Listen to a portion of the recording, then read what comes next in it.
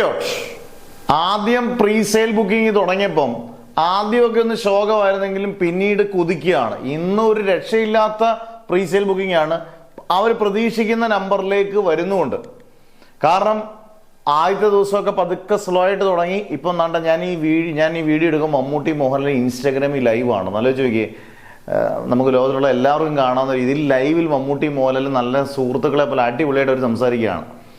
പ്രീസെയിലിന്റെ കാര്യത്തിലോട്ട് വരുമ്പം ഇന്ന് രാത്രി അല്ലെങ്കിൽ നാളെ രാവിലത്തേക്ക് പടം തുടങ്ങുന്നതിന് മുമ്പേ ഏകദേശം 20 കോടി രൂപയോളമാണ് ഇതിന്റെ പ്രീസെയിൽ ബുക്കിംഗ്. കാരണം ഇതിന് മഹേഷ് നാരായൺ എന്ന് പറയുന്ന ഒരു ഭയങ്കര മാസ് ഡയറക്ടർ അല്ല, മമ്മൂട്ടി മോഹൻലാൽ ഒന്നിക്കുന്നു എന്നുള്ള പ്രത്യേകത മാത്രം കൊണ്ടാണ് ഈ പ്രീസെയിൽ വരുന്നത്. പടം അതിഗംഭീരമാണെങ്കിൽ വേൾഡ് വൈഡിൽ പലയിടത്തും ഷോസുകളൊക്കെ ആഡ് ചെയ്യുന്നതൊക്കെ ഉള്ളൂ. കേരളത്തിലാണെങ്കിൽ തിയേറ്ററുകൾ ബാക്കിയുള്ള എല്ലാത്തിനെ അപേക്ഷിച്ച്, ഇപ്പം എമ്പുരാനെ അപേക്ഷിച്ച് തുടരപേക്ഷിച്ചൊക്കെ തിയേറ്ററുകളും ഷോസും വളരെ കുറവാണ്. ഇതൊക്കെ ആണെങ്കിൽ പോലും നാളത്തെ ഗംഭീര സിനിമയാണെങ്കിൽ ഉറപ്പായിട്ട് ഒരു 35+, അതായത് 35 കോടിക്ക് മുകളിൽ കളക്ട് ചെയ്യും. വൺ ഡേ കളക്ഷൻ പേട്രിയോട്ട് അതൊരു ഗംഭീരമായിരിക്കും.